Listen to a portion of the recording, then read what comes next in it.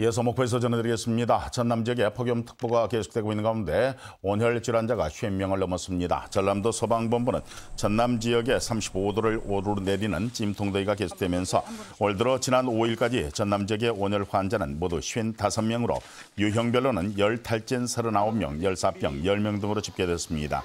연령별로는 60세 이상이 35명으로 절반 이상을 차지하고 있고 28명이 야외 활동 중에 발생했습니다. 전남 지역에 쌓여있는 폐기물 쓰레기가 올해 말까지 모두 처리될 전망입니다. 환경부는 올해 전수조사로 확인이 된 전남의 폐기물 3만 2천여 톤 가운데 74%를 처리하는 등 전국에서 폐기물 처리율이 두 번째로 높았다고 밝혔습니다. 환경부는 또 방치 폐기물과 불법 투기 폐기물을 구분해서 발생 원인자와 행정 대집행 등 다양한 방식으로 올해 말까지 폐기물을 모두 처리하겠다고 덧붙였습니다. 서해날 행사가 하루 앞으로 다가왔습니다. 사흘에 걸쳐 치러지는 서해날 주요 행사와 볼거리 등을 최정민 기자가 소개해드립니다. 한낮 무더위가 가장 심한 8월 8일을 서해날로 지정한 이유는 무엇일까? 8월의 섬은 먹거리, 볼거리, 즐길거리가 가장 풍부한 데다 숫자 8을 옆으로 누이면 섬의 무한한 발전 가능성을 의미하는 수학기호 무한대로의 변경이 가능하기 때문입니다. 자부심도 우리들은 매우 크죠. 목포가 너무 낙후됐잖아요. 모든 것이 다 발전이 됐으면 좋겠습니다. 서해날로 인해서.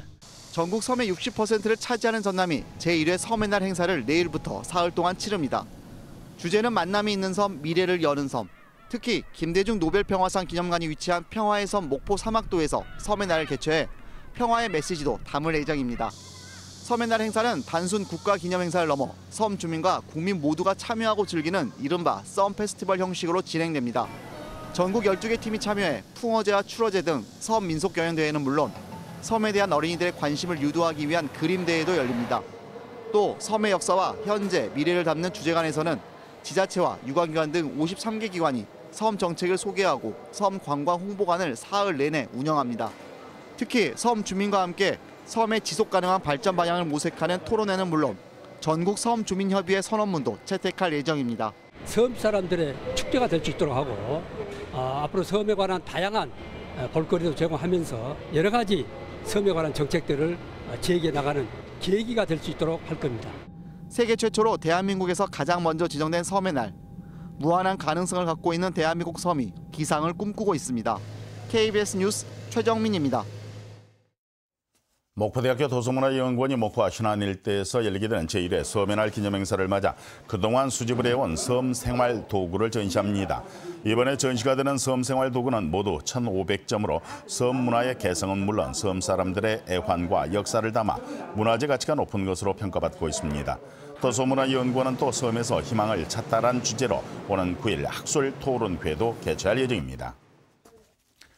목포에 사는 30대 남성이 홍역으로 확인돼서 격리 조치됐습니다. 목포시 보건소는 감기 증세로 목포시 내 병원을 찾은 38살의 김모 씨가 지난 5일 홍역으로 확진 판정을 받아 격리 조치됐다고 밝혔습니다. 보건당국은 이 남성의 가족 등 접촉자 230명을 모니터링했지만 이들에게서는 특별한 증세가 없었다고 밝혔습니다. 이번 홍역이 외국에서 전염이 된 것인지 국내에서 자체 발병한 것인지는 2주 뒤 유전자 분석을 통해서 확인할 수 있을 것으로 보입니다.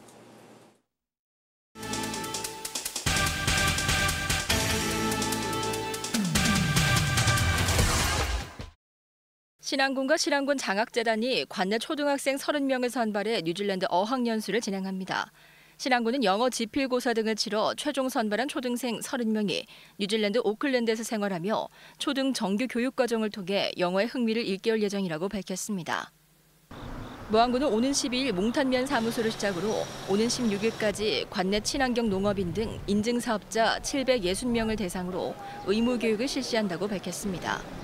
2020년부터는 친환경 농산물 인증을 신청하려면 2년에 1회 이상 교육을 받아야 하며 신규 신청은 3시간, 갱신은 2시간 이상 의무교육을 이수해야 합니다.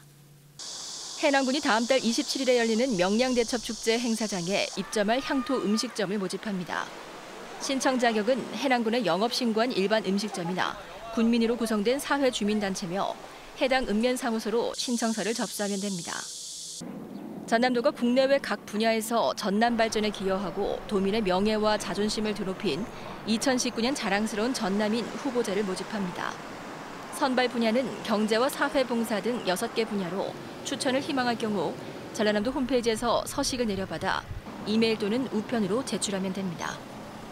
지금까지 단신 브리핑이었습니다. 민중당 전남도당과 전남진보연대가 한일 군사정보 보호협정의 파기를 촉구하고 나섰습니다. 이들은 오늘 기자회견을 통해서 지금은 일본의 경제 침략에 맞서 싸울 때라면서 불평등하고 예속적이며 재침략의 가능성을 열어놓고 있는 국가 간의 협약부터 파기해야 한다고 주장했습니다. 보고했습니다.